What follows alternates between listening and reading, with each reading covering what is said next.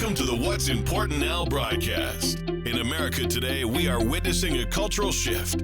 This is the show devoted to the battle for the soul of our country.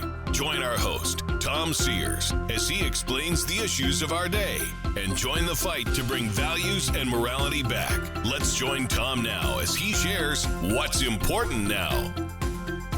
And welcome inside the What's Important Now broadcast. I'm Tom Sears. Whether you're a longtime listener or you're joining us for the very first time, I want to say that I'm glad you're here and we welcome you. And before we dive too deep into today's program, I want to take just a few minutes, if I can, to tell you about LegacyLivingMedia.com. Everything that we offer, every resource we offer, every podcast we produce, you'll find right there on LegacyLivingMedia.com. We've built something, it is evolving, it is changing, but it goes beyond a radio program and a podcast because we've built a full resource platform for people who want to go deeper in their faith, deeper in their understanding of what is happening in this country, and of course, deeper in their personal walk with God. Also, leadership resources are also available. So again, that's LegacyLivingMedia.com, your home base for everything that we produce. The programs are there, every single one of them, including this one, will be there as well. And we have our books that are there, and I want to tell you about them if I can very quickly, because for us, it's not just about them being books. They're tools. They're resources that honestly are designed to take you from where you are to where you need to be, or I should say where you're going, so that you can understand exactly what God is doing and what he is asking of you. And the first book is Into the Deep. This one is super personal for me in that it is my story. It's the journey of ministry, of faith, and of following him through some really miraculous moments. If you knew me back when I was in high school, not only would you have never expected me to end up as someone in the positions that I have now, but I can assure you I never expected it either. And if you've ever wondered what it really looks like to step out in faith, to trust God with the outcome, to leave the shallow waters of faith and go out into the deep is for you. And there's a link at LegacyLivingMedia.com. You can follow that link to get that book into your hands. And I will tell you, we released it, well, it's a little over a year ago now, and people are saying, they continue to say, I still see people that said, hey, I read your book and I started it and I couldn't put it down. And it's not a long book. It has 186 pages, but so that's the first one. The second one that we did honestly came out a little after Into the Deep. We call it a booklet. It's literally just 68 pages, While It Is Day, and it was inspired. A local pastor had passed away, a very healthy pastor, someone who ran all the time, was jogging all the time. As a matter of fact, was running when he collapsed and passed away on a Sunday after he had delivered a very fiery church message where he challenged people to get the, quote, crap out of their lives. And I was inspired by that. I knew this pastor, Pastor Larry Joe Kyle, and I knew him from my childhood and his. We grew up in the same area, attended the same school. We were both athletes at the same high school, and he was closer to my brother's age, but which is just a few years younger than me. But he really made a difference in the lives of people that honestly I'll never be able to reach because he had been in places that I've never been. And so while it is day centers around John chapter 9, verse 4. And that scripture simply says, I must work the works of him that sent me while it is day, for night comes when no man can work. And so that's also at legacylivingmedia.com. This is a new one, Out of the Cave. I recently went through probably the darkest period of my life, if I'm being transparent and honest.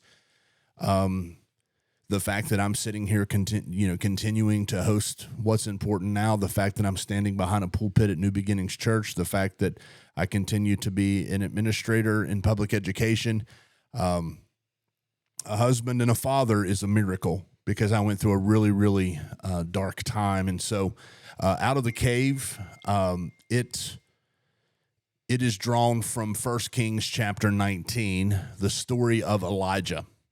Now, Elijah is a man that saw many miracles. He stood up against the prophets of Baal, arguably the greatest moment of his life. He's seen the fire fall from heaven, but yet then he ends up burned out and hiding in a cave, completely exhausted, telling God that he had had enough. And so my own story of being in my own little cave led to a sermon preached, a couple sermons actually preached at New Beginnings Church. And so that is also a booklet. Now, the thing about this booklet is that there is an interactive workbook available at legacylivingmedia.com that you can grab. And it's awesome because you literally can do it online and just, it's a Bible study. And you just work through it. So I encourage you to check that out. We also had, that came out this past summer, Lay It Down. It's a collection of, I think, 11 or 12 sermons that I preached last summer from Hebrews chapter 12, verse 1. We did get a little bit into verse 2 as well. But it's, therefore, since we are surrounded by so great a cloud of witnesses, let us lay aside every weight and the sin which so easily ensnares us, and let us run with endurance the race that is set before us. And that's exactly what Lay It Down is all about, because there's things that we carry that we were never meant to carry. Some of them are not our fault. Some of them are not sin. Some of them are weight that are slowing us down. And the book is about that process of releasing those things in your life and then running free in Christ. It's 10 chapters. It's practical. It's biblical. It's personal, and can be found at legacylivingmedia.com. And then finally, and then I'm going to move on. The Battle is On. It's our newest. And it's also, it's real close to my heart, just like Into the Deep, because when I first got called to ministry, I knew I was going to write a book. Now, you're talking nearly 25 years ago at this point. I knew I was going to write a book, and I got the title for this book way back when, and I knew exactly what it was going to be about. The Battle is On, America's New Civil War, and it is looking at culture in America. It's 23 years of the What's Important Now program slammed into a book. It's also the most urgent book that I've written, because it's an argument, like I said, that's been building for nearly 23 years, or really over 23 years.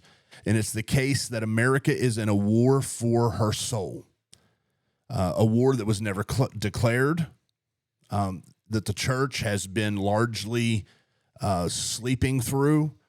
And that is what this special series that we're doing right now here on What's Important Now is all about. So let's get to that. Again, check everything out at legacylivingmedia.com. I'll do a little spill at the end, not very much, but I want to tell you about a conversation that I've had 100 times. It's not the exact conversation, the basic shape of the conversation, I should say. Someone has come up to me, or they've sent a message, and they say something like, "Hey, Tom, I agree with you that something is in fact wrong in this country. Something is wrong. I can feel it, but this isn't just normal back and forth.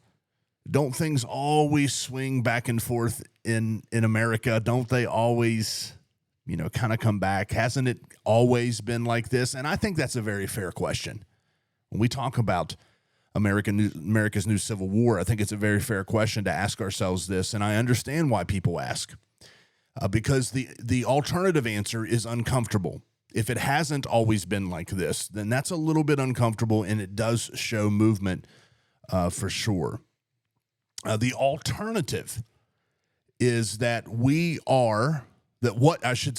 we are experiencing right now is not a normal political pendulum that swings, that will correct itself in the next election cycle or the one after that. It's something deeper. It's something that has been building for a very long time, ladies and gentlemen.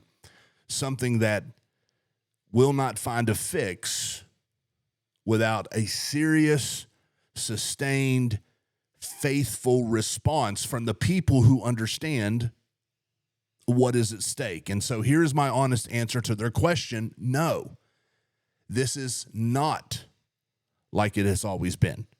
America has always had political disagreements. I can agree with that, and very fierce ones, absolutely no doubt. We fought a civil war over one of those disagreements.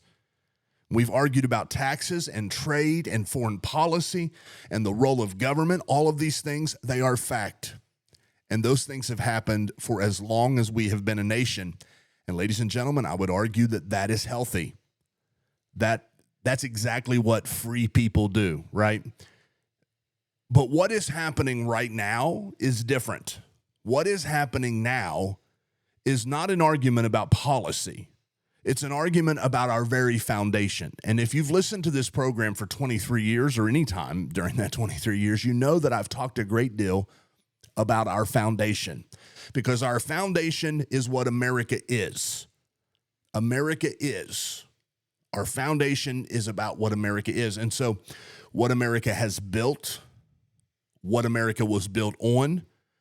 And then you have to ask yourself, okay, so if there is a foundation, and there has to be, or you can't build, right? I mean, that's a common sense thing.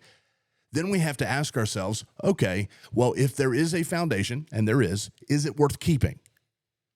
Is it worth keeping? And that's the kind of argument that does not resolve itself in the course of normal, or let me say ordinary, democratic life. It resolves itself when one side wins.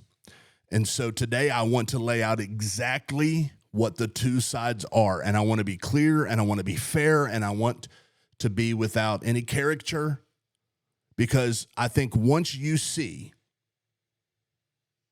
the two visions side by side, the battle becomes impossible to misunderstand. And so this is episode 2 of the Battle Is On series, Two Visions of America, the irreconcilable difference at the heart of everything. Okay, so in vision number 1, America has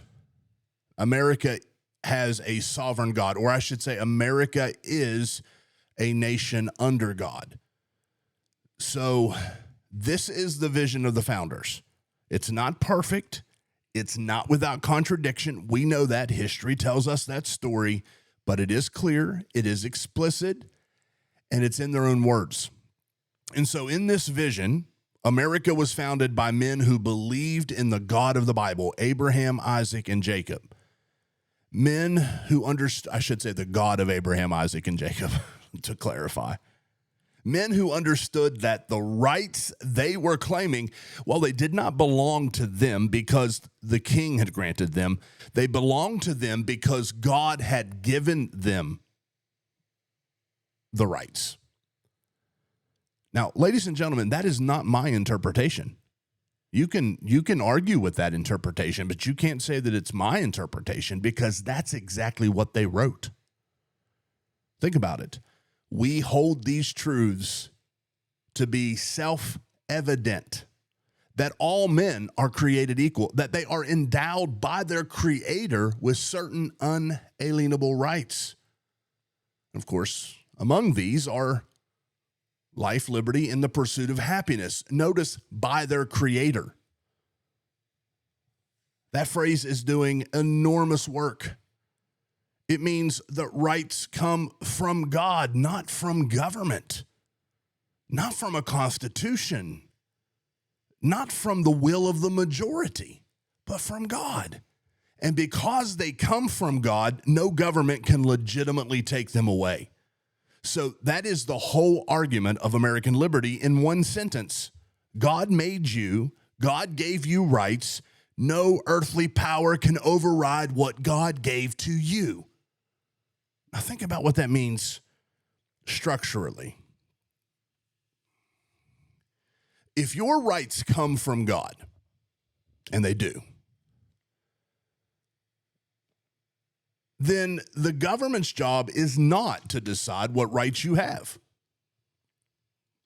The government's job becomes to protect the rights that God gave you. Notice the difference. Government does not create rights. It can only protect your rights or violate your rights. The entire structure of American government flows from that very conviction, ladies and gentlemen, the separation of powers, the Bill of Rights, the limits on what government can and can't do. And all of it is built on the assumption that the government is not the source of your rights and, well, therefore cannot be trusted with unlimited power over them. The founders understood something else just as important. They understood that this entire system only works if people inside the system have a conscience. If they have formed, if they have been formed by something that's deeper than just the law. If they have internalized the moral framework that makes them want to do right even when no one is watching. And that moral framework, in their understanding, it came from just one place. It came from faith. James Madison, and again, check out The Battle Is On. We talk about all these things. Get ahead of it here. James Madison, the primary architect of the Constitution, he wrote that we have staked the whole future of American civilization not on the power of government, far from it, he said. We have staked it on the capacity of each and every one of us to govern ourselves according to the commandments of God. The same commandments, by the way, that everyone wants to strip from our nation's fabric. The commandments of God, not the preferences of culture, not the decisions of the court, the commandments of God. That is vision one. America as a nation whose rights come from God, whose government exists to protect those rights, and whose survival completely 100% depends on a people that are formed by faith. That is not what we see sometimes, but that is exactly what was built here, and that is exactly what has worked. And it's worked for nearly 2.5 centuries through wars and depressions and upheavals and contradictions and failures. It has held. Now, the second vision, because I'm going to run out of time for FM radio, America as a work in progress, that is the second vision. Let me tell you what that is. That's the one that has been gaining ground for about 100 years, and it now dominates most of the major institutions in this country. In this vision, America was not founded on the Word of God. It was founded by powerful men who used the language of God and the liberty of God to dress up what was really about protecting their own interest. So it was just a cover story. The Christian roots of the founding are not something to celebrate, they argue. There's something to move past. There's something to move beyond. And so rights in this view, they don't come from God. There is no God-given rights. Rights are what the community decides, what the government decides to give its members at any given moment. The Constitution is not a document in this vision with a fixed meaning, rooted in the intentions of men who wrote it. It is a living document that grows and changes as culture grows and changes. And the job of judges and scholars and cultural leaders is to help it evolve in the right direction. Push it along. Let's make it happen. In this vision, the founding fathers are not heroes. They are obstacles, flawed, compromised, hypocritical men whose status should come down to and their legacy, I should say, their status and their legacy should be critically re-examined at absolutely every opportunity. And the arc of American history, it's not a story of a nation that's trying to live up to its founding principles. It's a story of oppressed groups gradually winning freedom from the people who claim those principles while denying them to others. Now, I want to be fair. Let me be fair here.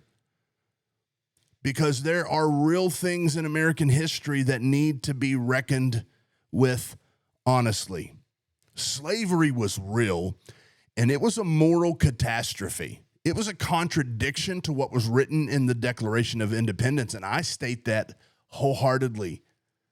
It was a stunning, agonizing contradiction between the principles of the founders and the practices that sometimes they maintained. And that gap between what they said and what they did, it cost this nation hundreds of thousands of lives to begin resolving.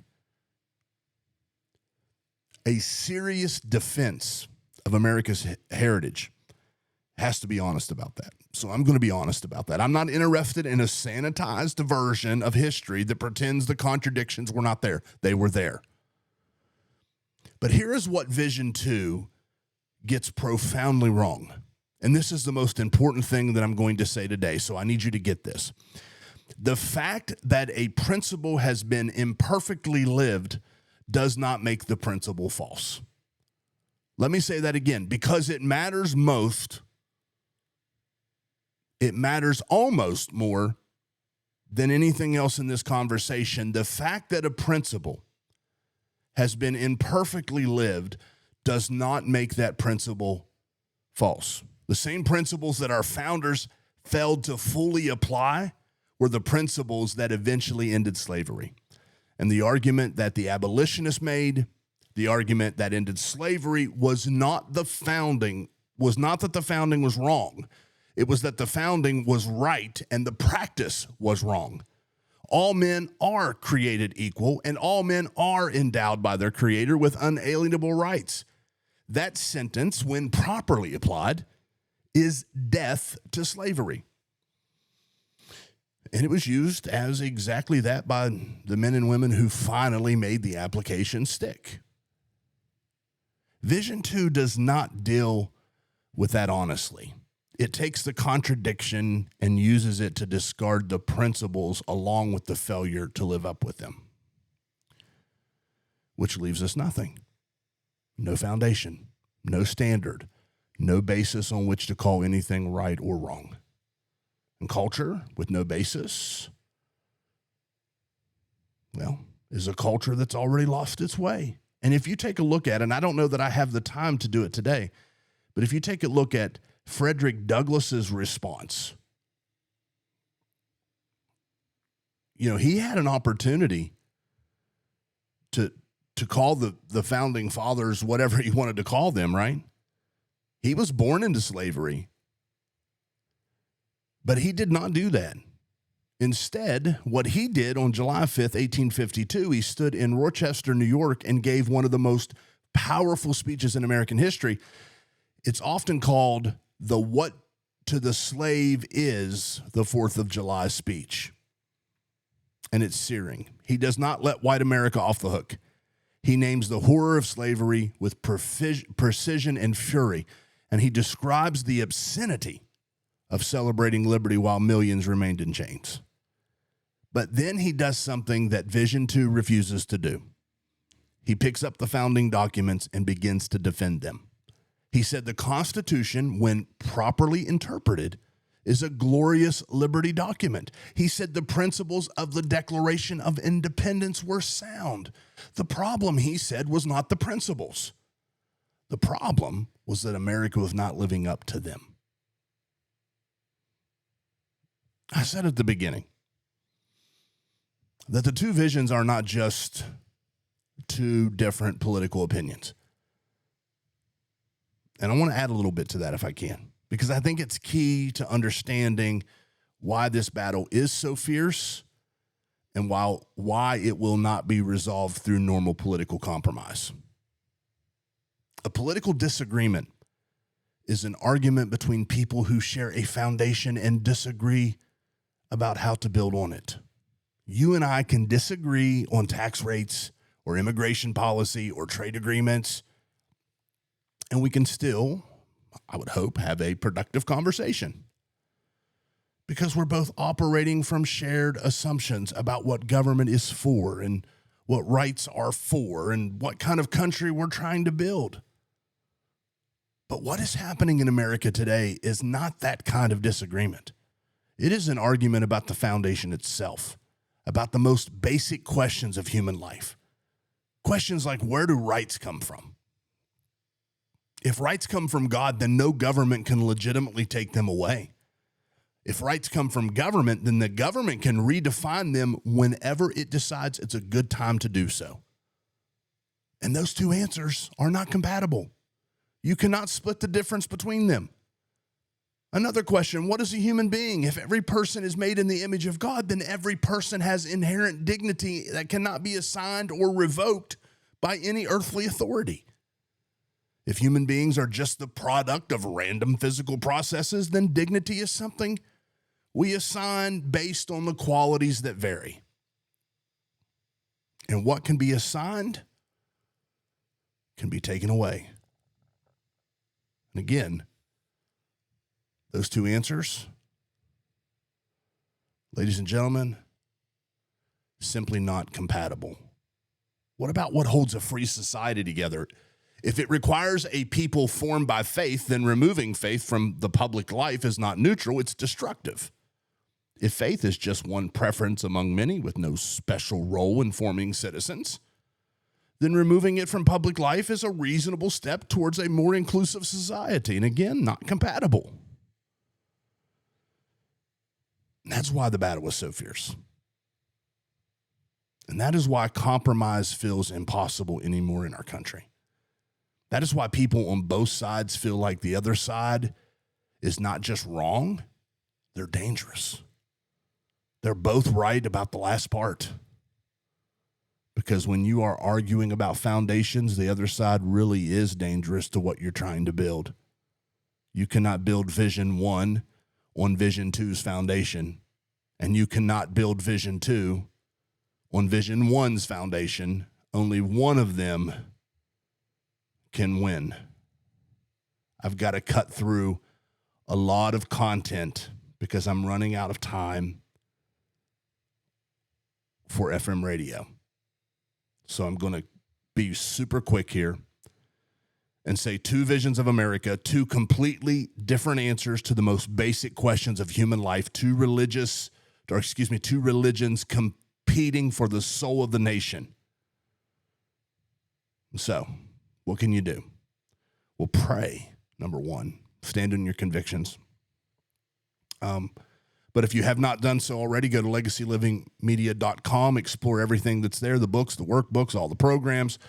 That is your resource center. Bookmark it, come back to it, share it with people you know and who need it. And at the very bottom of the homepage, there's a place for you to interact with me. I would love to hear from you. If you just fill out that thing, it sends me a direct message, and I would love to hear from you. The other thing is share the episode and subscribe to our podcast. Find us on TikTok and all the other areas that we are on social media wise. And don't forget to fight the good fight of faith. I'm out of time. I apologize. There is a cause. It does matter, and it is important. Now, until next time, keep battling for the soul of America. Ladies and gentlemen, there's content on our podcasting platforms I cannot squeeze into 30 minutes. You need to check it out. Subscribe and like it. We're dropping it almost every day.